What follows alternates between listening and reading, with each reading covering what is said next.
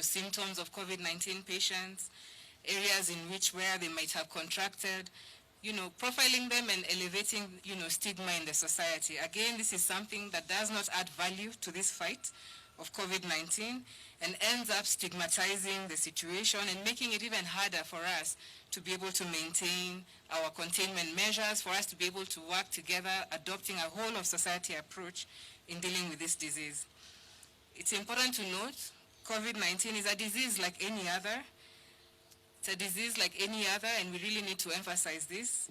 And it is important to note that stigma really will not go a long way in terms of combating this disease. It's important we continue to remember to maintain the containment measures, washing our hands with soap and water, maintaining physical distance, wearing a mask at all times in public spaces, and avoiding all forms of gathering. These indeed are the only weapons that we have against the disease at the moment, and once we follow them, we shall be able to remain safe and to be able to reduce transmission of this disease. With regards to our COVID-19 situation, today, 497 people have tested positive out of a sample of 4,922 samples tested within the last 24 hours. This brings our total caseload to 10,791. And so far, cumulatively, we've done 234 tests cumulatively. Of the positive cases, 480 are Kenyans, while 17 are foreigners. 318 are male, and 179 are female. The youngest is a 2-year-old child, while the oldest is 89. And in terms of distribution, critically ill patients, again, one of the challenges, of course, is the cost. On average, if you were to land in ICU for critical care, we spend close to 71,000 shillings or thereabouts to manage you on a daily basis. 65% of that is contributed to by the PPEs. But on top of that, of course, these are people who have comorbid conditions, and that makes the management more complicated because of the kind of presentations we get in COVID-19 cases. Some of these things which Waziri has alluded to, including the challenges that you'll face with the respiratory system, so you require ventilatory support.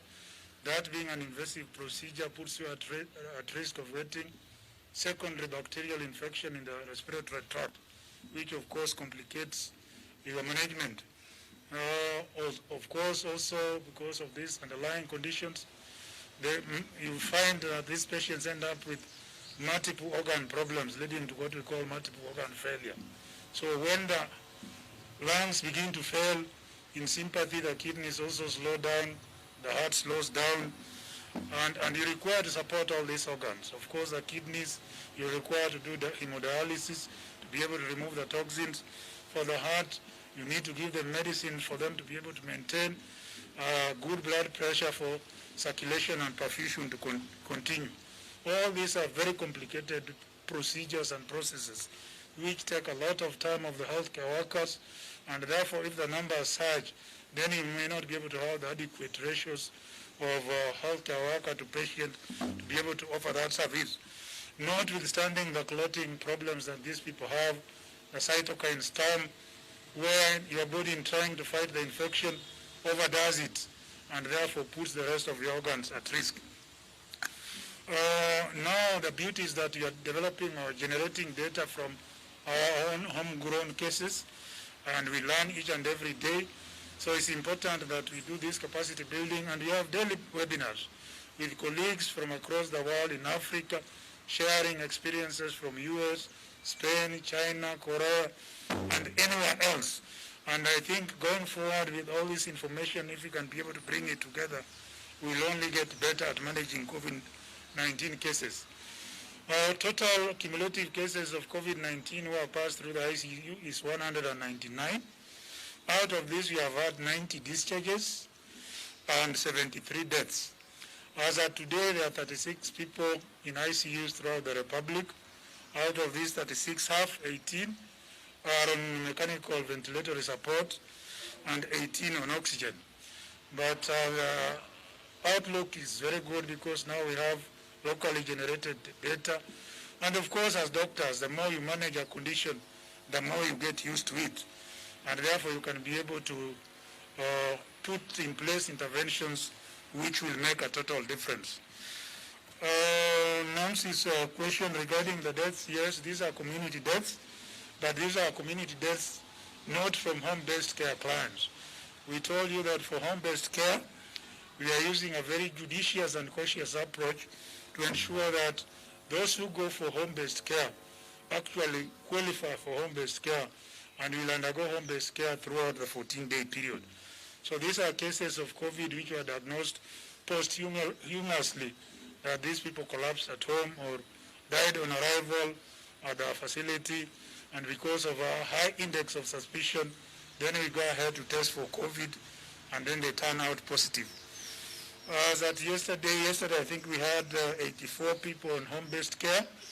Of course, the data does not flow in on a daily basis because we have to get this data from all facilities. So the numbers that we disclose here will always lag behind the actual number of cases. But so far for home-based care, it has been good. Already last week we were within Kwale, and all the 4 people in home-based care are doing very well. Even the cases of Pumwani, the 41, 2 of them have been removed from home-based care from isolation totally. 39 are still on home-based care, but they are progressing very well. And I would like at that particular point to give you also statistics regarding the healthcare workers who have tested positive for COVID-19, who are 450. And one thing that could be working in our favor is, of course, our demographic profile. These are very young people. Out of these 450, 414 don't have any underlying problem. No wonder most of them are asymptomatic and they qualify for home-based care.